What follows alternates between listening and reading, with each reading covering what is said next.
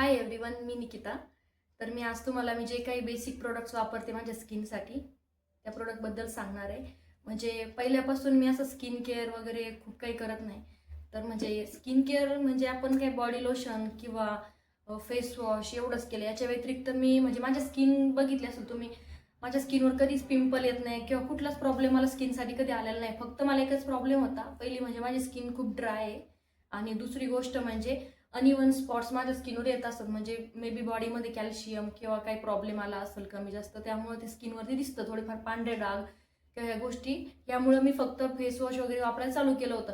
त्यानंतर रेग्युलर आपण जे मुलतानी मिट्टी किंवा जे छोटे मोठे स्क्रब वगैरे, कधी घरातलं बेसन वगैरे, कॉफी, याचे काही फेस पॅक वगैरे बनवतो, हे मी अधूनमधून वापरत होते.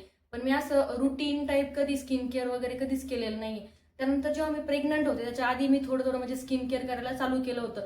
तर त्यामध्ये मी सिरम वगैरे वापरायला चालू केलं. मला त्याचा छान रिझल्ट पण आला होता. पण आपल्याला प्रेग्नन्सीमध्ये सांगतात ना की प्रोडक्ट वगैरे चेहऱ्यावर लावू नका केमिकल, आणि स्पेशली माझ्या फॅमिलीमध्ये भरपूर सगळ्यांनी काळजी घेतली की तू हे खाऊ नको, हे करू नको. तर मग मी पण ChatGPTला वगैरे बघायची की हे चांगलं आहे का ते. तर ऑब्व्हियसली त्यात केमिकल असतं तर आपल्याला सांगणारच कुणीतरी की नका वापरू, तुमच्या स्किनला, बेबीला प्रॉब्लेम होऊ शकतो. त्यामुळे मी सगळं स्किन केअर बंद केलं होतं. स्किन केअरच्या नावाखाली आतापर्यंत एकच प्रोडक्ट जे मी कॉन्स्टंटली वापरले ते बॉडी लोशन किंवा बॉडी मॉइश्चरायझर जे आपण म्हणतो, ते पण मी भरपूर वेळा 2-3 असे चेंज केलेले आहे, ज्याचा मला रिझल्ट चांगला आला. मग ते मी थोडे दिवस वापरते. त्यानंतर जसं आपला ऋतू बदलतो किंवा त्यानुसार पण आपण थोडंसं जे आपलं स्किन केअर आहे ते चेंज करतो. तर सध्या एकच कॉन्स्टंटली मी जे बॉडी लोशन यूज करते, निव्हिया सॉफ्टचं. हे चेहऱ्याला आणि बॉडीला दोन्ही पण मी हेच वापरते आणि मला याचा खूप चांगला रिझल्ट आहे. तर हे जे प्रोडक्ट्स आपण वापरतो ना चेहऱ्यावरती किंवा स्किनवरती, ते असं नाही की मला रिझल्ट आला म्हणजे प्रत्येकाला येणार.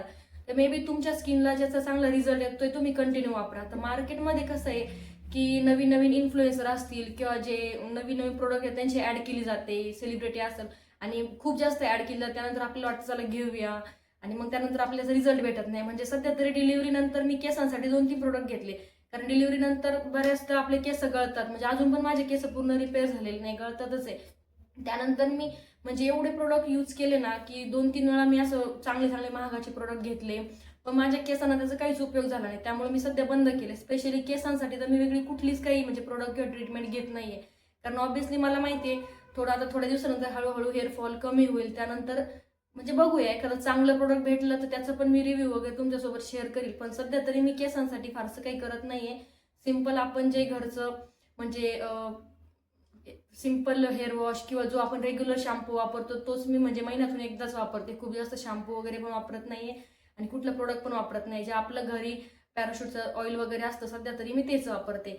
तर हे झालं बॉडी लोशन. त्यानंतर जे प्रोडक्ट मी 1-1.5 वर्षापासून कॉन्स्टंटली वापरते, मी आणि माझे घरातले पण वापरताय, ते हे सेटाफिलचं जेंटल स्किन क्लिन्झर, बॉडी काय आपण याला फेस वॉश म्हणू शकतो. तर हे क्लिन्झर आहे. तर हे आहे जेंटल स्किनसाठी. त्यानंतर याच्यामध्ये एक नॉर्मल स्किनसाठी याच्यामध्ये ग्लिसरीन असतं, आणि हे जे आपल्या चेहऱ्याला ड्राय होऊ देत नाही आणि मॉइश्चर ठेवण्याचं काम करतं, आणि मला खूप चांगला रिझल्ट आलाय. तसं पण माझ्या चेहऱ्यावर मी कुठलंही फेस वॉश लावलं ना, मला कधी पिंपल किंवा त्याचा साईड इफेक्ट नाही आलेला.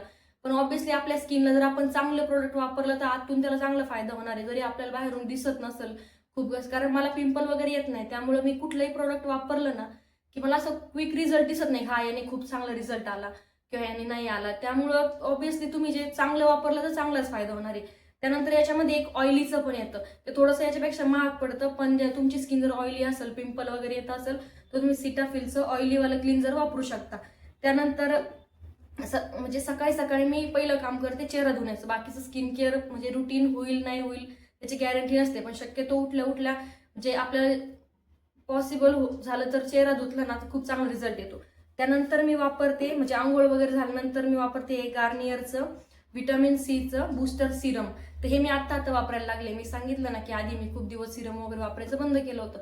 याचा पण खूप चांगला रिझल्ट आहे. आता तुमच्या स्किन टाईपनुसार तुम्ही सिरम निवडू शकता.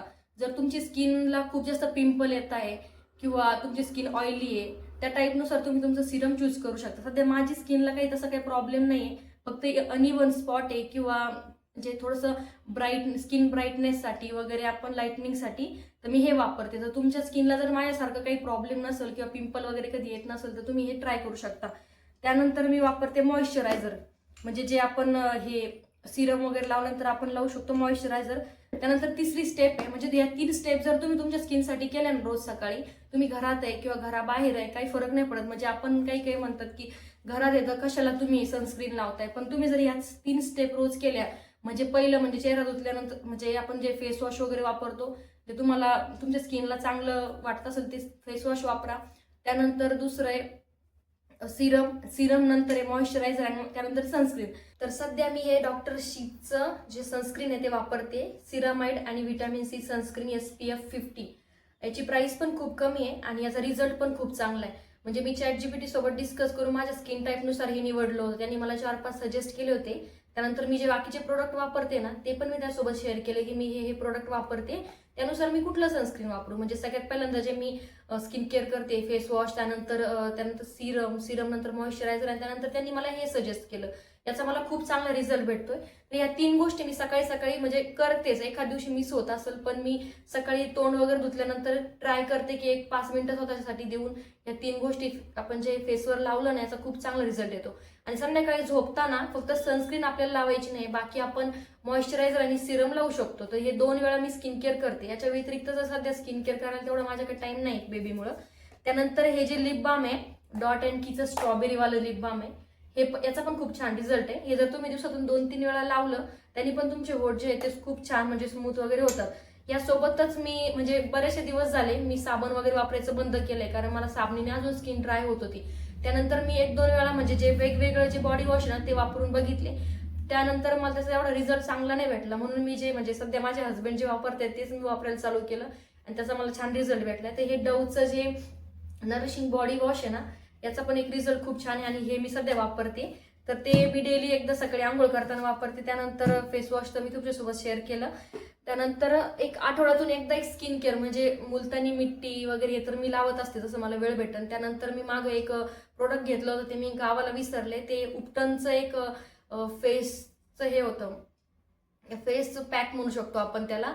तर ते ममाअर्थचं उपटनचं होतं, त्याचं पण मी एक फोटो दिली. तर त्यानंतर सध्या मी वापरते आठवड्यातून एकदा हे बॉडीसाठी के डर्माचं आहे ना कोरियन स्किन इसेन्सचं सेरामाइड कॉम्प्लेक्स स्क्रब. हे स्क्रब आहे ना फेस आणि बॉडी दोन्हीसाठी पण तुम्ही वापरू शकता. आता माझं एक संपलंय आणि हे मी दुसरं घेतलंय, रिझल्ट चांगला आहे म्हणून हे पण तुम्ही स्क्रब जर म्हणजे चेहऱ्यासाठी आणि बॉडीसाठी वापरलं याचा पण खूप छान रिझल्ट आहे.